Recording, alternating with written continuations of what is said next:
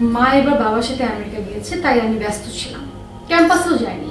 কিন্তু তুমি এদিক দিয়ে জ্বর বাঁধালে কি করে? আর তোমার ফোন কোথায়? ফোন বন্ধ কেন? ফোনটা তো আগে থেকে নষ্ট ছিল, একটু এখন পুরোপুরি নষ্ট হয়ে গেছে।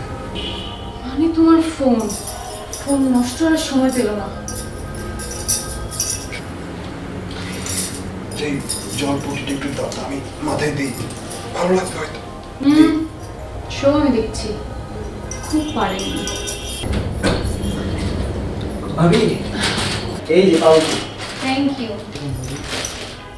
তুমি না থাকলে যে কি হতো, আর আমাকে কে জানাতো যে জ্বর আসছে, তাও আবার 7 দিন ধরে।